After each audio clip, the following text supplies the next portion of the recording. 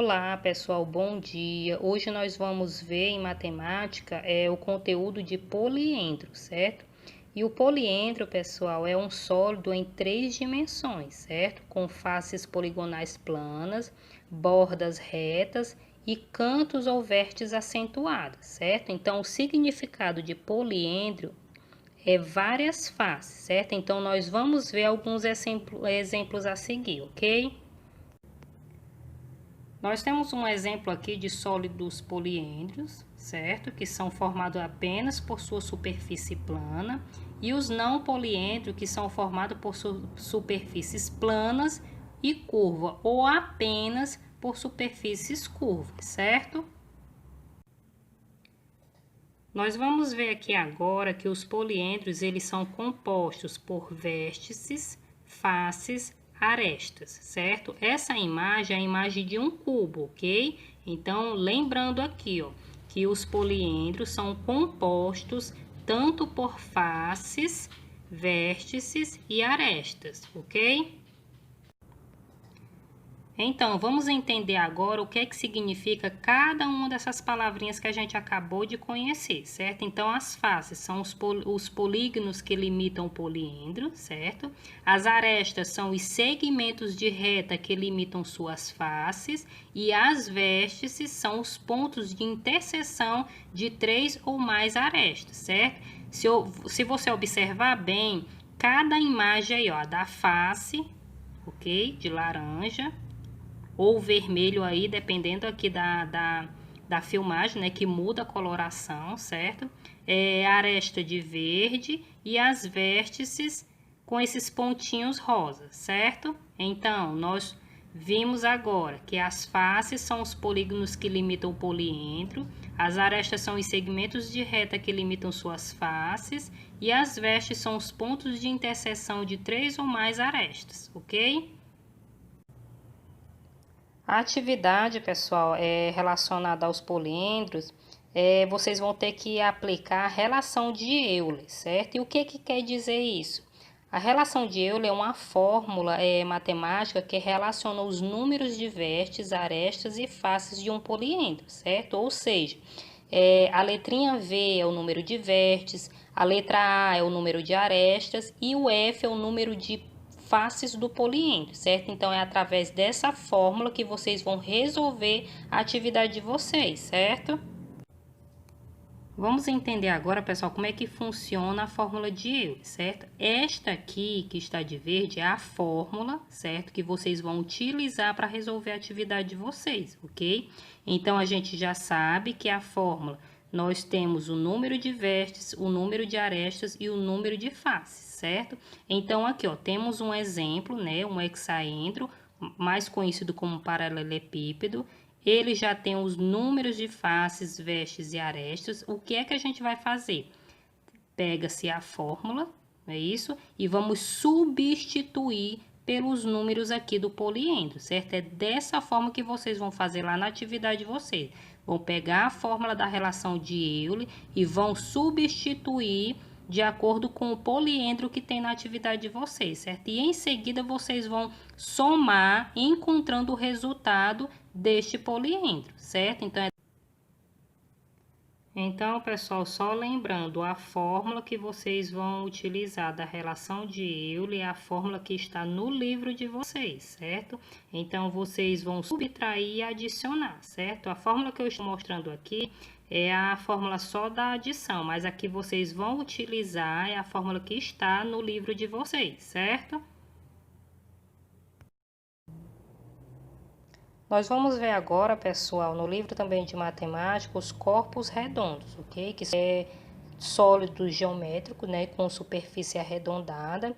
E esses sólidos, pessoal, colocados em um plano inclinado, eles vão rolar. Essa é a característica principal deles. Eles têm um corpo arredondado, certo? Por exemplo, temos o cone, a esfera, o cilindro, ok?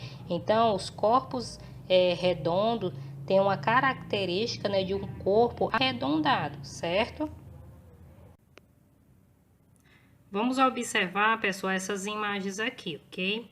Então, temos o corpo redondo, né, que é a primeira imagem. Por que ele é um corpo redondo? Porque ele tem uma característica arredondada, diferente da segunda imagem, né, que temos um poliedro, né? Por que ele é um poliedro? Porque ele é composto tanto de arestas, faces e vestes, ok? A terceira imagem também é um poliedro, ok? Que é composto também por faces, arestas e vestes, ok? A quarta imagem lá embaixo é um corpo redondo, certo? Por quê? Porque ele tem uma característica arredondada, certo?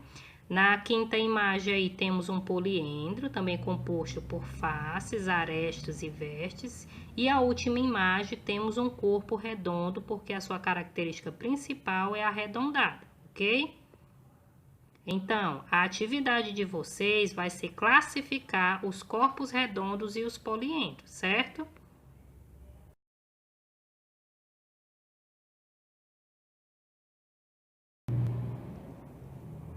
No livro de tabuada, vocês vão estar dando cuidado à multiplicação. Então, vocês vão completar esse quadro, vão descobrir a regra, né? No caso, vocês vão utilizar a multiplicação, ou seja, 1 vezes o 1, vocês vão dar o resultado.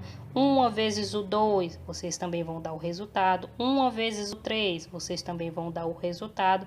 Então, tanto na horizontal quanto na vertical, vocês vão realizar multiplicação, certo? Então, é o que eu disse. 1 vezes o 1, 1 vezes o 2, 1 vezes o 3. E vocês vão colocar o resultado, certo? Então, na prática, aí vai ser a tabuada, certo? Então, vocês vão realizar, certo? Podem conferir na calculadora só depois, ok? Tentem fazer a multiplicação primeiro e em seguida vocês realizam, né, a conferência na calculadora, ok?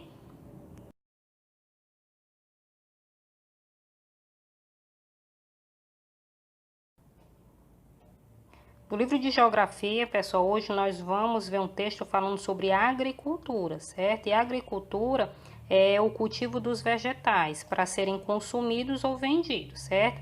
E nós temos no nosso país uma variedade infinita, certo? Muito grande de produtos, certo? Que são cultivados aqui.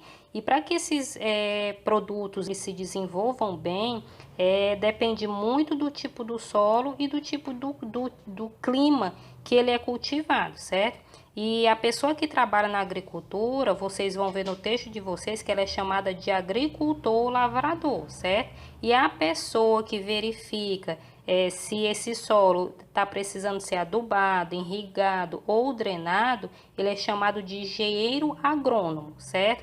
Vocês também vão ver no texto de vocês, né, que a monocultura é quando é cultivado uma única espécie de vegetais, que a policultura é quando é cultivado várias espécies de vegetais, certo? Então, são produtos que são cultivados tanto para o consumo próprio, certo? Ou para a venda, ok?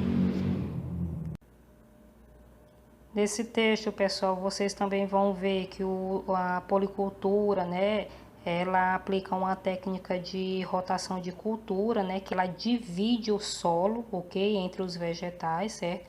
Vocês também vão ver falando sobre os agrotóxicos, ok, que é um veneno pulverizador, né, que é colocado nas plantações, né, para evitar que as pragas destruam, né, essa plantação, certo? Então, vocês vão fazer a leitura, certo, de todo esse texto, ok? E em seguida vão realizar a atividade de vocês, certo? Lembrando que a agricultura é o cultivo dos vegetais, tanto para o consumo, certo? Quanto para a venda, certo? E há técnicas de como fazer esse cultivo, certo? Que é o que vocês vão ver na leitura e o que eu acabei de orientar aqui a vocês, certo?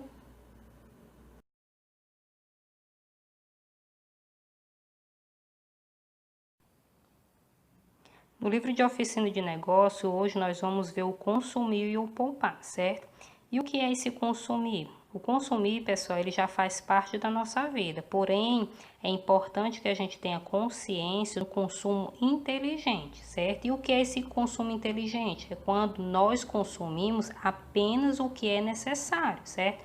Não comprar por comprar, não comprar o que a gente não tem necessidade, certo? Então, o consumo inteligente é quando a gente consome aquilo que realmente está sendo necessário, certo? E o poupar, pessoal, é quando a gente guarda o dinheiro, certo? É quando a gente usa o dinheiro da forma correta, certo? É quando a gente tem uma estabilidade, né, com esse valor. Não gastar por gastar, não gastar por falta de necessidade, ok? Então, o poupar é guardar o dinheiro, certo? E o consumir, certo? É consumir aquilo apenas que for necessário, certo? Então, nós, como seres humanos, devemos aprender a consumir com inteligência e a poupar quando houver uma necessidade maior, certo?